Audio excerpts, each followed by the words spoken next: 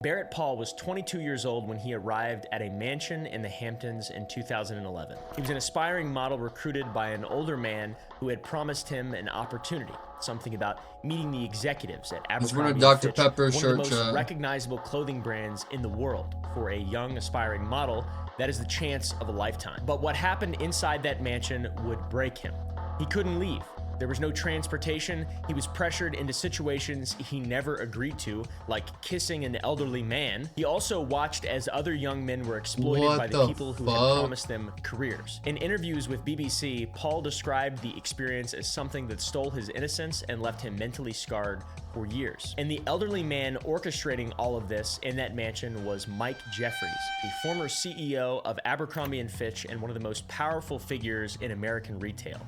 He's a man who transformed a failing outfitter into a $4 billion empire built on exclusivity, sex appeal, and the worship of youth and young bodies. For over 2 decades, Mike Jeffries operated at the highest levels of American fashion. He decided who was cool and who wasn't, and according to federal prosecutors, he was running something else behind closed doors.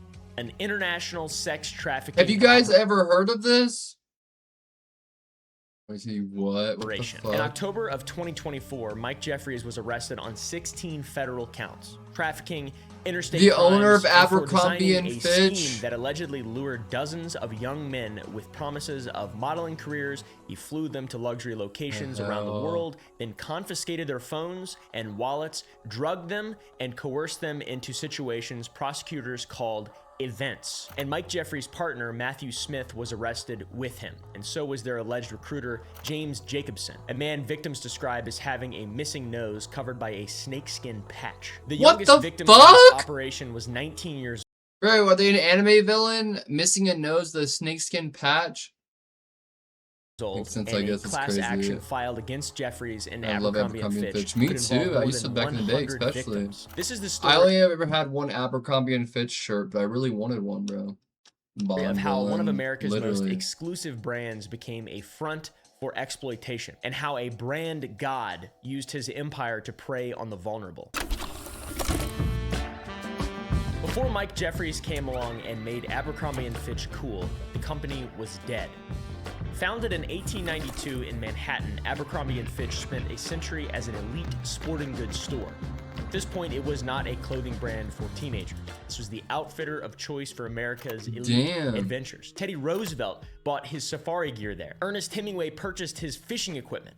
Charles Lindbergh shot there before his famous transatlantic flight, and the original store on Madison Avenue was a monument to masculine adventure. 12 stories of guns, fishing rods, tents, and taxidermy. But Abercrombie & Fitch got some history, bro. By the 70s, the world had changed entirely, and Americans didn't need safari gear. They wanted convenience, and discount retailers were eating into the market. And in 1977, Abercrombie & Fitch declared bankruptcy. Then Les Wexner, the CEO of The Limited, a retail conglomerate that also owned Victoria's Secret, and yes, you definitely recognize Les Wexner with the Epstein files as well. Yeah, bro. This guy, Lex Wexner, first of all, he's the one, Lex Wexner is the owner of Victoria's Secret, right? He's actually the one who got Jeffrey Epstein a lot of his money, a lot of his connections, and things like that. The CEO and owner of Victoria's Secret. Isn't that crazy, bro? Like, that it's honestly insane, bro. His name was mentioned more than anyone else in the Epstein files. Isn't that crazy? And this dude's still alive, right? Is this guy still alive?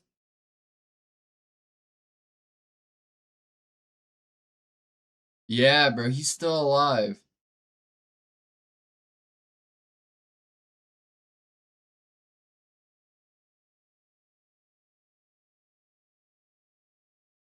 Well, Olex bought the corpse in 1988 for $47 million, and it was a bet on nostalgia and on the power of an old name.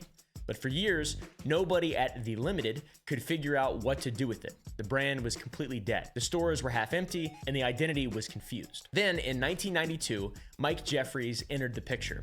Jeffries at the time was 48 years old and a retail veteran who'd worked for Paul Harris stores and Alcott and Andrews, which was a brand that filed for bankruptcy in 1989 with Jeffries as president. He wasn't a fashion icon, he wasn't a household name, but he had a vision for what Abercrombie could become, and that was something completely different from what it had been. No outdoor gear, no camping equipment, not nostalgia for a bygone era of American adventurism.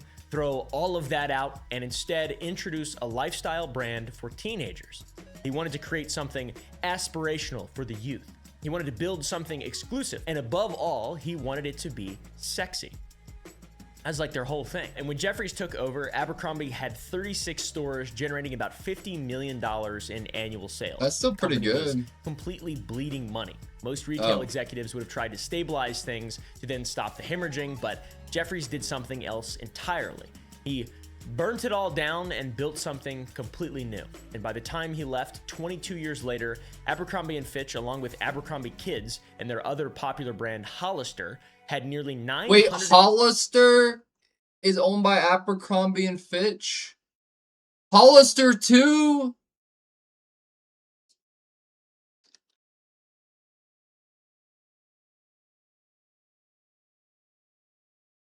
What? Hollister is owned by Abercrombie & Fitch.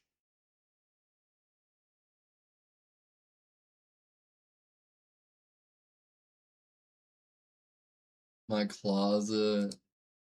In 69 locations worldwide with revenue that exceeded $4 billion. And the name...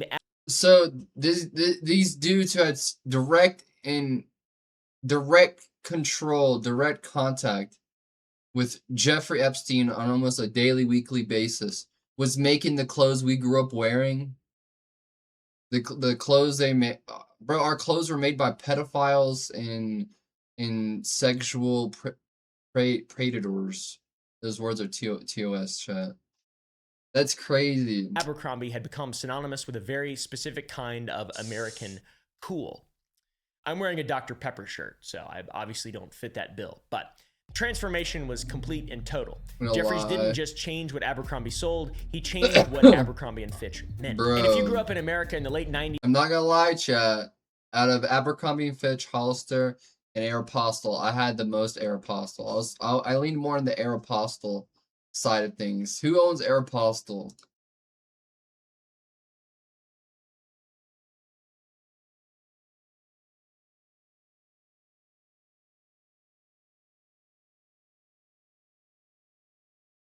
Oh, thank God. Hey, turn up. These were early 2000s, as I did. You You remember what walking into an Abercrombie & Fitch store or a Hollister store felt like. Going to the mall. The experience was designed to overwhelm you from the moment you approached. Windows were covered with shutters, so you couldn't see inside from the mall. You had to walk in to commit. You had to walk in blind. Then once inside, the lights were dim, so dim that you could barely see the tags. The darkness was apparently intentional. It made the stores feel like a club and less like a retail space. Then there was the music. The music was very loud. It wasn't background music. It was club beats with thumping bass, and loud the enough smell. that conversations were difficult, and if you wanted to ask an employee a question, you had to kind of shout. This was all done in a calculated way and on purpose. It made parents uncomfortable, cool. and it made teenagers feel like they were somewhere they weren't supposed to be. Sigh relief. My shit. Yeah, I remember I would wear, like, the only name brand stuff I'd wear growing up was Aeropostale, and it's because Abercrombie & Fitch and Hollister never came to TJ Maxx or Ross. So, but I would always find Aeropostale t-shirts there. And then there was the cologne. Abercrombie's signature fragrance, a men's cologne called Fierce, was pumped through the ventilation system, which seems illegal and like a crime, but employees were... They had it going through the vents. It's mandatory to spritz 10 pumps of cologne several inches from the clothes every hour. In addition to scent spraying machines that only some stores have. Were instructed to spray it on clothing, fixtures, and everywhere. The scent was so powerful that it hit you before you walked through the door. It was a love it or hate it. I hated it. That was the point, though, I guess. If you hated it, you weren't the target audience of Abercrombie & Fitch. Comment down below your experience with this type of thing. I did never shop there. Like, I'm not gonna lie, chat. My parents would never give me money for shit like that. They thought, like, spending that much money on a t-shirt was stupid. And I kind of agreed and didn't care too much. But when I was, a young teen, young preteen, I was definitely like a mall teen. I like to go to the mall and just, most of the money I would spend was at GameStop, or like Hot Topic on like a new band T-shirt. If I'm being real. But I'd always like to walk through Hollister, and it'd just be dark in there. It'd smell crazy, and it'd be super expensive, and it was just fun to walk through it. And I don't think I've ever bought anything from Hollister. Um, I bought something from American Eagle before. It was later on in life. I had to buy a nice pair of khakis, for an event I was going to. I remember I got a pair of khakis from American Eagle once. Um, I only ever shopped in an Aeropostale store. No, one of their perfumes, Hollister. For my death, but I love Hollister. Yeah, I mean, like I said, I thought this shit was cool in there, but my that's one good thing I'm glad my parents never gave into. I remember when I was younger, and I'd always have cool shoes, but like my grandma lived in Florida at the time, and she'd always fly in for my birthday and take me to get a pair of shoes, and it would drive my parents crazy because, well, back then this was a lot. She would drop like $80 on a pair of like really nice Jordans or shoes, or $100, come spoil me, because my parents were like very like my parents are very non-materialistic people, non-secular. So like they're like, why do you care so much about a brand? If people think you're cooler because of that brand, then you probably shouldn't be friends with that person. They'd always tell me that, and they're just like, and I'd be like, but mom, like the new Nikes. But mom, what up, Calvin? But mom, this Nike hoodie, or whatever it was, and my mom was like, yeah, but it's $30 more and less quality, and when we can get you this hoodie, it's better. Da da da da da. I'm just like, all right, you know, and like honestly, I understand now, like you know, not being like, I would say I'm semi-materialistic now. Like I don't really care about the name and brand of my clothes, but I care about looking nice for sure. And yeah, that's pretty much it. But I don't really have too many things that are name brand. The quality. In that sort of fashion icon sense of the 2000s that you experience in malls. As a homeschooled idiot inside face, My parents I are had very zero frugal. experience with it. I was a complete and total loser, so it didn't really jive with me, to be honest. But were some of you fully in on it, or were you more kind of UGG style, or maybe I don't know. I'm kind of Your Americana parents. pipe Yeah, dream no, for right now. sure. It's Because kinda some had my vibe. people The cherry really on get top obsessed for with Abercrombie and brands. Fitch was at the As a entrance, kid, greeting every there's nothing customer wrong with who that walked too. into these stores, which not the one that was in my mall, to be honest, but in a lot of them was a shirtless young man with perfect abs, which is very I remember people talking about Abercrombie and Fitch models at the malls, but my mall never had one. And then by the time I ventured out of my home state, I never saw one of these dudes at the mall. very interesting. These shirtless young men were not just employees. Jeffries called them models, and they appeared at flagship stores. Male greeters went shirtless with their sculpted torsos on display as if they were merchandise themselves. Female employees wore tight, revealing versions of the store's clothes and had to be comfortable showing a lot of skin. These models were there to embody a fantasy, to make you feel like buying Abercrombie clothes would make you look like them, to make that exclusivity feel attainable if you had the money and the right body, obviously. Mike Jeffries, the guy at the head of all this, was obsessive about every single detail, which to a guy like me doesn't seem that important, but I'm not running a sex trafficking operation internationally, so. In 2006, a journalist named Benoit Denizet-Lewis wrote a profile of Mike Jeffries for Salon magazine. He looks terrifying. What Jeffries said in that interview would define his legacy. He said, "We hire good-looking people in our stores," Jeffries told him, "because good-looking people attract other good-looking people, and we want to market to cool, good-looking people. We don't want to market to anyone other than that." So, getting kind of a better idea of this whole thing. What about people who didn't fit that description? What about customers who were overweight or older or didn't match the Abercrombie aesthetic? Jeffries didn't give a He said, "Candidly, we go after the cool kids. We go after the attractive all-American kid with a great attitude and a lot of friends. A lot of people don't belong in our clothes, and they can't belong. Are we exclusionary? Absolutely." That seems very fucked up and weird and evil and shallow and just so, like, Zoolander, but in real life, literally. Who cares about Derek Zoolander anyway? The man has only one look, for Christ's sake. It seems to be the classic comedic CEO of a fashion company, Mugatu. He's basically Mugatu. And this was not a CEO of a company saying something awkward in an unguarded way, getting caught slipping up. This is their entire marketing strategy stated very plainly in a magazine. I didn't know all that. When asked. Jeffries believed Bro, that back then CEOs and these interviews would go under the radar does, bro, because like nowadays if someone says something, anything crazy, anything outlandish, he gets like blasted on all socials. Yo, Derek, with 100 bits. I appreciate the 100 bits, Derek. You do so much. Yo, what up, chat? Welcome in. people feel excluded made the brand more Use it desirable. for 100 Scarcity bits. creates value. Economics 101. If anyone could wear Abercrombie, I bet American Eagle is owned by like Hollister and Abercrombie and Fitch too. no one would want to wear Abercrombie. The cruelty is a feature, not a boog. Teenagers wanted to wear the brand that made them feel cool, because that's what it's all about, dude. It's about the coolness, the cool factor, right? The exclusivity is the appeal. I want to be the Abercrombie and Fitch guy. I don't, but I imagine that's what people thought. Jeffries had rebuilt the entire corporate infrastructure of this company around identifying who was cool and who wasn't, and around finding attractive young people and bringing them into his orbit so they can make money for him, and around the worship of young, beautiful bodies. That's like the whole thing. At the corporate level, you're required to wear Abercrombie and Fitch, even if you didn't fit the clothes. Employees in the stores were even told to not apologize for not carrying plus sizes. That is a completely different corporate culture than any other business that exists in today's environment. I can tell you that. This infrastructure that Jeffries proposed would eventually serve a much darker purpose. Now, to further sell the Abercrombie lifestyle, Jeffries hired Bruce Weber. Weber was one of the most famous fashion photographers in the entire world. His black and white images had defined Calvin Klein campaigns in the 1980s, creating the modern concept of the male supermodel.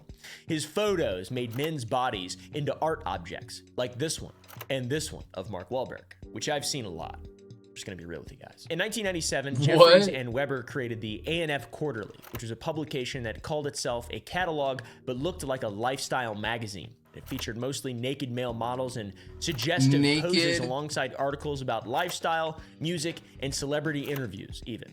Photos weren't even selling clothes. The models weren't even wearing clothes. It looked less like a clothing catalog and more like softcore, gay, preppy porn. And that makes sense because I'm getting that it did appeal to gay men. And the Quarterly was controversial from the start. Groups protested and there were boycotts. And in 2003, after sustained pressure from advocacy groups, Abercrombie & Fitch finally stopped publishing the Quarterly. It launched here and stopped here.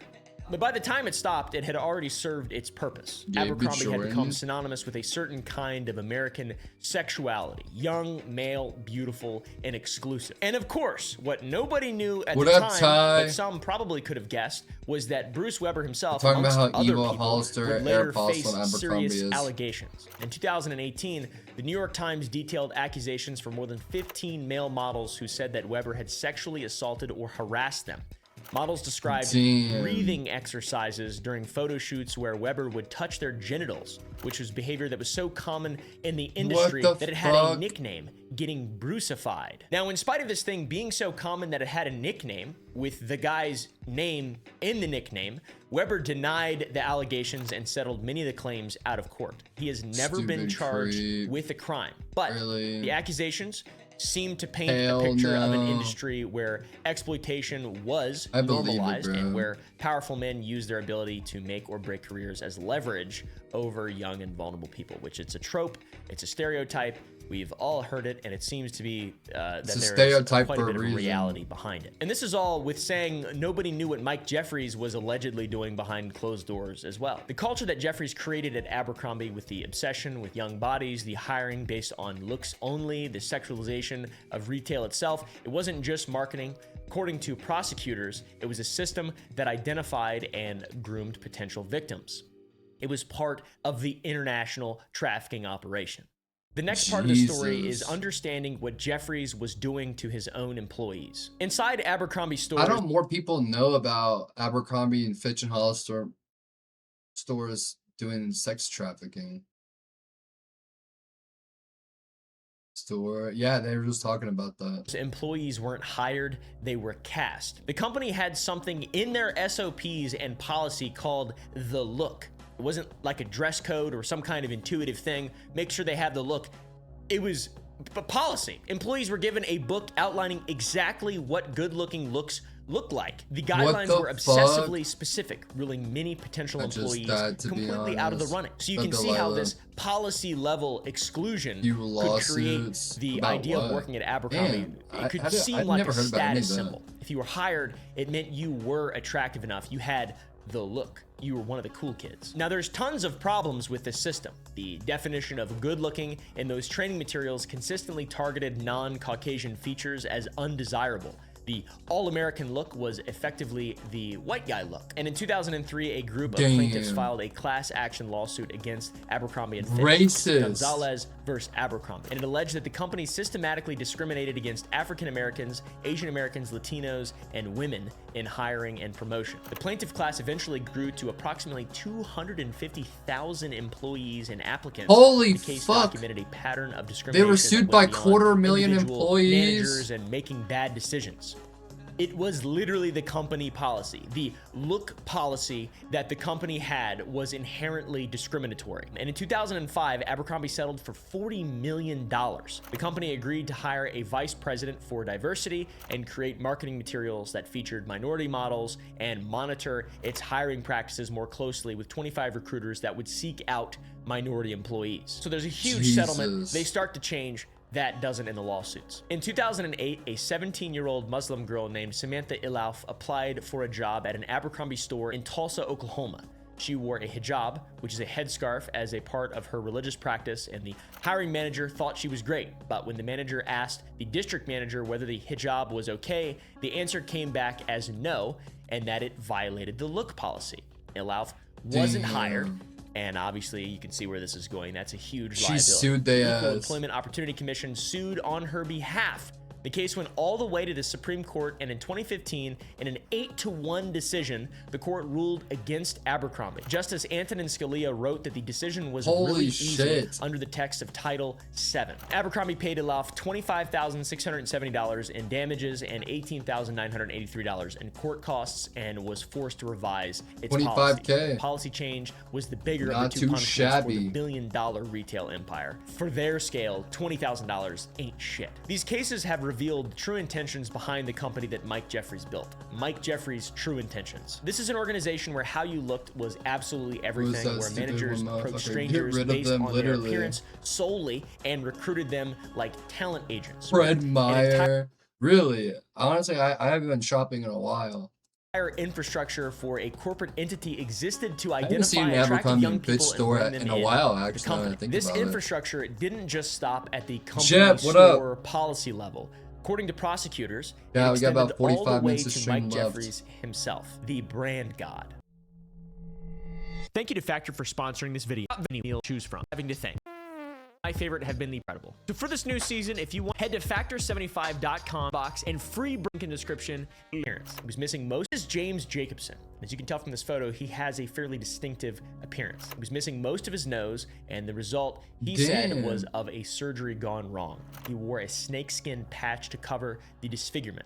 Everyone who met him remembered it. According to the federal indictment, Jacobson was employed by Mike Jeffries and Matthew Smith for a specific purpose. That purpose was to recruit, to interview, and to hire young men. They hired a dude with a snakeskin nose as the recruiter. What prosecutors called sex events. Jacobson was 71 years old when he was arrested in October 2024 at his home in Rice Lake, Wisconsin. He'd been doing this job for years. This operation he helped run worked like a pyramid scheme, but with bodies, human bodies and flesh. Jacobson would travel throughout the United States and internationally searching for candidates. He built a network of sub-recruiters, people in modeling agencies, nightlife promoters, entertainment industry, hangers-on, anyone who had access to young men looking for a big break and who were attractive. These sub-recruiters were paid between $500 and $1,000 for every man they successfully referred to Jacobson. And if Jacobson approved the candidate, that referral fee was paid out like a bounty system. You remember how they used to talk about people would walk up to people and be like, yo, are you interested in being a Hollister or Abercrombie and Fitch model?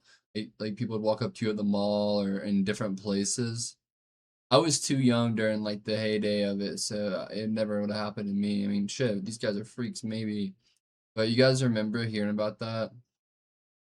I remember hearing all the time, like, yeah, dude, you could run to like a Hollister, like a model recruiter, like Abercrombie and Fitch. It's a pyramid scheme. When Jacobson found a potential candidate, whether through his network or his own scouting, he would reach out with an enticing offer, and he'd dangle connections to Abercrombie and Fitch's executives, meetings with the company's official photographer, and modeling opportunities with one of America's biggest brand. He had a lot to offer these young people who were struggling to break into the modeling industry, which, by the way, is an industry that is notorious for exploitation and evil, broken promises, whatever you want to call it. But for a ton of people who are looking to start a career earnestly, these things sound like a chance of a lifetime. Genuine connections, real networking, real opportunities. Jacobson was someone who could actually open doors for these people. The only thing is there was a catch. Before any candidate could meet Mike Jeffries, they had to pass an audition with Jacobson. And according to the federal indictment, during these tryouts or auditions, Jacobson typically required candidates to engage in commercial sex acts with him first. Multiple victims described being asked or pressured to let Jacobson perform oral sex on them or perform oral sex on Jacobson before they could proceed to the next level.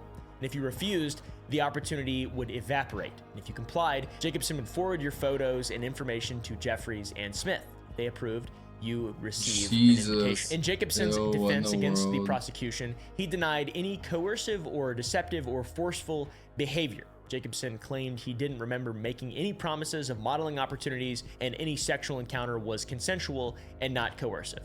Of course, that's what he said.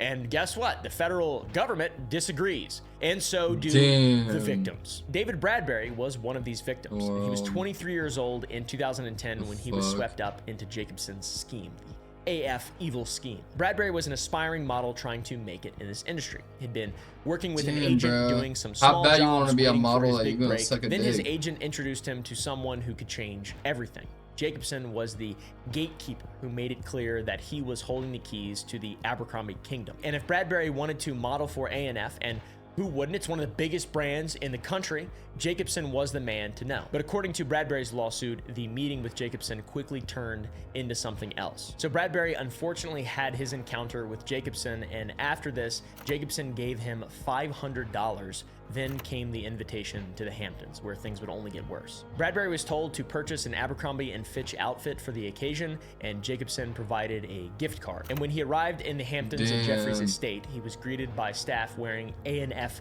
uniforms. Everything looked legitimate. It was professional, like a corporate event. This was it. It was a big opportunity. Then Bradbury alleges upon meeting Jeffries that Jeffries held poppers under his nose. Poppers, if you don't know, are amyl nitrates, which is a muscle relaxing drug that causes disorientation, lowers inhibitions, and a head rush. They are commonly associated with the club and party scene, and they are poppers legal. They're sold as room deodorizers or leather cleaners, and according to Bradbury and multiple victims, they were a standard part of what happened at Mike Jeffries' events. According to Bradbury's lawsuit, after being given the drug, Jeffries then had sex with him. He was 23 years old. He'd come looking for a modeling career, and instead, according to the Justice Department's indictment, he was one of the many men that were victimized in Jeffrey's sex trafficking and prostitution business. So this recruitment that Bradbury was a part of was not random. According to prosecutors, it was a systematic thing with a network of employees, contractors, and more, all helping run a business that was dedicated to fulfilling these executives, these top guys' sexual desires. And once a candidate was approved by Jacobson and then by Jeffries and Smith, they'd receive travel itineraries. And these documents looked completely legitimate. They resembled those sent to model for photo shoots. Everything was a real business opportunity, because that is what it was designed to look like. That's why it was a massive criminal enterprise. The destinations that they were to travel to were also very impressive. New York City, London, Paris, Venice, Morocco, St. Bart's. These are not shady motels on the outskirts of towns. These are luxury locations, the kind of places that anybody would want to go. The indictment said that Jeffries and Smith spent millions of dollars to create a massive infrastructure around these events. They spent millions of dollars on a massive infrastructure to support this operation and maintain its secrecy. They would pay for flights, first class when possible. They would cover accommodations. The young men who accepted these invitations believed they were taking a step towards their dreams, and many of them were financially very vulnerable, and the modeling industry doesn't pay well until you make it, and most never make it. So what actually happened at these events? When a young man would arrive, whether at Jeffrey's $28 million estate in the Hamptons, a London motel suite, or a villa in Morocco, one of the first things that would happen would be confiscation. Participants were required to relinquish their personal items, including clothing, wallets, and cell phones. So you arrive at a remote location, maybe you've traveled thousands of miles, you don't know anybody, and immediately the things that would allow you to call for help or to leave or to document what's happening is taken from you. Participants were also physically groomed before the events. This included being required to shave their bodies, and they were also given specific clothing to wear or told to wear nothing at all. After this, the men were not told what would happen. Half of the men who spoke to the BBC said that they had been initially misled about the nature of the events or were not told sex would be involved at all. They thought that they were attending a modeling event, a party, or a networking opportunity. Others did say they understood the events would be sexual in nature, but didn't know exactly what would be expected. And then came the drugs. I mentioned Jeffries and the amyl nitrates or poppers, but the drugs did not stop there. The indictment alleges that on more than one occasion, Jeffries and Smith directed others to inject or personally inject men with an erection-inducing substance directly into the penis for the purpose of causing the men to engage in sex acts the men were incapable or unwilling to engage in. Barrett Paul, from the top of this video, described being encouraged to go further because it would lead to better career opportunities, and compliance would open doors, refusal would close those doors. So you're drugged, isolated, no phone, no wallet, in a remote location with no way to leave, surrounded by staff who works for the man asking you to do these things, and then them telling the recruits you don't have to do anything you don't want to do, but then saying the further you go, the better, and the better for your career prospects. Everything is starting to paint a full picture. It is a real-life, non-ironic example of the implication scene from It's Always Sunny in Philadelphia. Abercrombie and Fitch and Hollister were basically take him to a nice, comfortable place below deck and sex trafficking ring because of the implication. There's nowhere for me to run. What am I gonna do? Say no? Jeffries and Smith would direct men to engage in various sex acts while they watched and participated.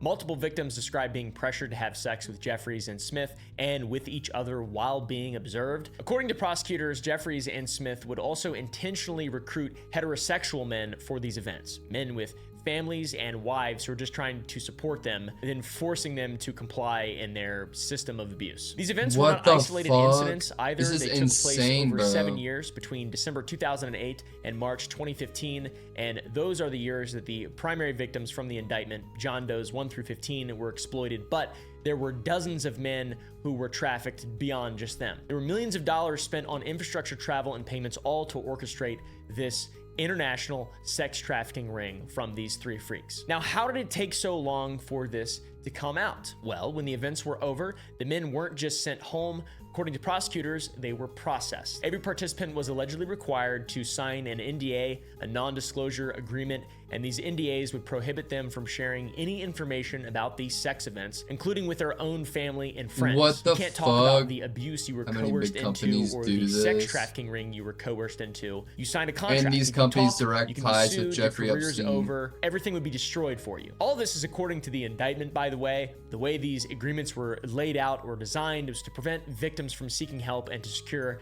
their silence. The NDAs served another purpose as well. They made the whole operation look legitimate.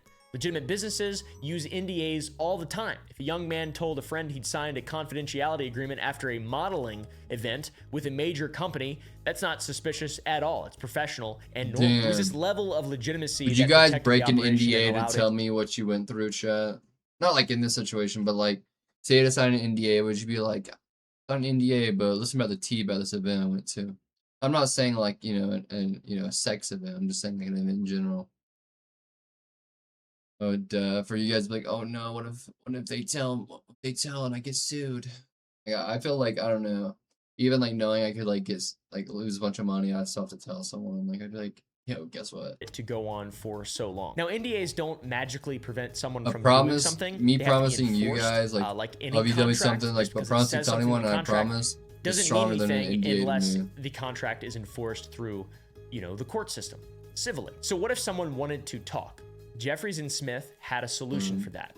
Prosecutors described a full-service security company that worked for this operation. It wasn't just private security guards following around these goobers or guarding doors. The company performed multiple functions. First, they would conduct background checks on potential participants before events, screening them to make sure the men weren't undercover journalists or weren't connected to law enforcement or the type who might cause problems. Second, they were administered the non-disclosure agreements. And third, and most disturbingly, this organization maintained surveillance and intimidation over the victims. When witnesses would threaten to expose or sue Jeffries and Smith, the security company was used to surveil and intimidate those individuals, thereby securing their silence. Nuts. From the federal indictment. Now, it doesn't name the security company and it doesn't specify exactly what surveil and intimidate means, but that is a pretty chilling thing. This isn't just a bunch of rich dudes throwing parties, making people sign NDAs. Victims of these parties were actively monitored, followed, watched, investigated, and intimidated into keeping quiet to protect the international sex trafficking ring. The operation also used burner phones for communication, so there was no real paper trail, no records that could be subpoenaed. Everything was designed to be disposable, untraceable, and deniable. And it worked for years. During that time that it worked, not a single victim went public, and the NDAs held, the intimidation held, and the silence held. So how does something of this scale stay a secret? And you also could ask that question about all the Epstein stuff that's constantly in the news. How do people who are rubbing shoulders with this type of shit claim they didn't know? It's very confusing to me, and it makes me irate, okay? According to Brad Edwards, for this case specifically, the attorney representing the victims in the class action lawsuit, this was an Abercrombie-run sex trafficking organization, and this permeated throughout the entire company. This isn't just rich billionaires acting alone in private. It's an infrastructure, staff in ANF uniforms, greeting visitors at Jeffries' estate, recruiters identifying targets at Abercrombie stores, itineraries that look legitimate. All of this comes from this very basic level. So a lot of people had to have known. This was an in-depth It's just the reality of it. When Abercrombie & Fitch responded to the allegations in 2023, the company said it was appalled and disgusted by the claims against Jeffries. And a spokesperson noted that his employment with the company ended in 2014, and they said Abercrombie & Fitch has zero tolerance for abuse, harassment, or discrimination of any kind. The company engaged an outside law firm to conduct an independent investigation, and as of late 2025, that investigation is ongoing. But in 2024, a federal court ruled that Abercrombie must cover Mike Jeffries' legal defense costs. The court determined that the civil allegations are connected to his former corporate role with that company. In other words, the courts see a connection between what Jeffries allegedly did and his position at Abercrombie & Fitch and the part of that infrastructure that he controlled. For over 20 years, Mike Jeffries built a company around the identification and recruitment of attractive young people. He created a culture where managers approached strangers based on their looks. He hired a photographer whose own conduct would later be questioned and accused. He built an empire on the worship of young, beautiful bodies, and took total advantage of that and created a sex trafficking empire internationally. There was silence for a while, but obviously all of this was going to eventually come out, and the first crack in the silence came in 2022. Netflix released White Hot, The Rise and Fall of Abercrombie & Fitch. Did you guys ever see that? Documentary directed by Allison Clayman, and the film examined the company's history of discrimination, exclusion, and toxic culture. The documentary interviewed former employees who described the pressure to maintain the look. It also featured Samantha Elauf, whose Supreme Court case had forced the company to change its policies. It also dissected Jeffries' infamous 2006 comments about only wanting to market to cool, good-looking people. White Hot was the first domino, but it did not include the sex trafficking allegations. That story had not broken yet. The next domino was the BBC investigation. Rhianna Croxford was a BBC investigations correspondent researching an entirely different story about the fashion industry in January 2021 when she found Barrett Paul. Paul was a former model who had become a life coach and wellness influencer, and he was working through his experiences with the fashion industry that he'd never shared publicly. The fashion, just Hollywood and LA in general is cooked, chat. Just, there's no future left there. There's no opportunity left in Hollywood, California, LA. It's fucked out there, bro. Wherever you're at, it's probably definitely better than Hollywood or California. When Croxford reached out, Models, he told her he had a acting. secret that he had never really told anyone before. After this followed a 2-year investigation by BBC's Panorama. Croxford and her team tracked down multiple victims. They obtained documents, they verified claims, and they built a case piece by piece. It was very meticulous bad. It's journalism evil. because it had to be. Obviously, this is a massive entity we're talking about. Jeffries had money, lawyers, and a massive reputation to protect, and every claim coming from BBC and the victims had to be bulletproof. BBC spoke to 12 men who described attending or organizing events for Jeffries and Smith that involved sex acts, sex events. 8 of them said they'd been recruited by James Jacobson, the man with the disgusting snakeskin nose patch. Then the team obtained Damn, the emails between the victims disgusting. and Why is he recruiters. cooking him They like found flight that? tickets and detailed travel itineraries that corroborated the victims' timelines. They interviewed dozens of other sources, including former household staff. I would who hate to lose confirmed my that the nose. events took place. And in October 2023, BBC's Panorama released The Abercrombie Guys, The Dark Side of Cool. It's a 59-minute documentary that laid out all the allegations in a disturbing Damn, the detail. Also allegations released a have been companion out. podcast called World of Secrets, The Abercrombie Guys. I love the idea might of just now this hearing massive about expose this. having a companion podcast. It's f***ed up. I'm not sure why I'm laughing. And the men who spoke to the BBC described the things that we've talked about in today's video. For the first time, victims had a public platform, and for the first time, they were speaking on this. Federal authorities said that they were made aware of the allegations via media reports, meaning the BBC investigation, and prosecutors began investigating. And in January of 2024, they confirmed publicly that Mike Jeffries was under federal investigation for sex trafficking. By then, David Bradbury had filed his class action lawsuit, and more victims were coming forward every single week. And the investigation moved forward fairly quickly by federal standards. Witnesses were interviewed, documents were subpoenaed, grand jury proceedings took place behind closed doors, and in October of 2024, the dam broke. Mike Jeffries was arrested in West Palm Beach, Florida. They love West Palm Beach. These sex trafficking freakazoids. Matthew Smith was what arrested is it with about him, and West James Palm Jacobson Beach? was arrested in Rice Lake, Wisconsin. A 16-count indictment was unsealed in federal court in Central Islip, New York. 1 count of sex trafficking and 15 counts of interstate prostitution. Each count tied to a God specific damn. victim. Of course, Jeffries pleaded not guilty. He was released on a $10 million bond and placed under house arrest. They always are. And then in December of 2024, Mike Jeffries' lawyers made an announcement that was, I don't know, some form of defense. They said that Mike Jeffries had dementia. And in April of this year, 2025, prosecutors and defense lawyers agreed he was not competent to stand trial and wanted a judge to place him in custody for 4 months so that he could be hospitalized and receive treatment that may allow his case to proceed. According to the defense, at least 4 medical professionals have examined Jeffries and concluded that he was suffering from Alzheimer's disease, Lewy body dementia, and the residual effects of a TBI. So a very severe diagnosis. The statement was that his cognitive issues were progressive and incurable, and that he would require around-the-clock care. And he could not, in the judgment of these doctors, understand the charges against him or assist in his own defense. So the 80-year-old former Did he get away CEO, with it? they said, would never regain his competency and cannot be restored to competency in the future. It's like Jeffrey Epstein magically ending up dead. There's no ending for any of the victims. It just, why does that happen, dude? He just got away with it until he's too old and his brain's full of too many holes to be able to stand up.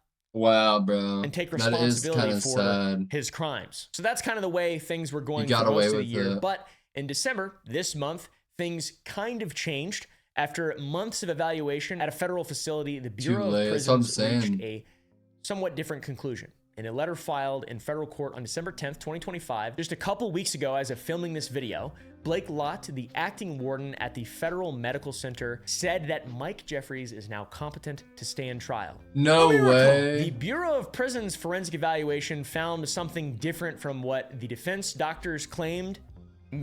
Despite the diagnosis of dementia and Alzheimer's, federal evaluators determined that Jeffries could understand the proceedings against him, he could communicate with his attorneys, and he could assist in his own defense. Years So, that later, guy. he got better? What the fuck?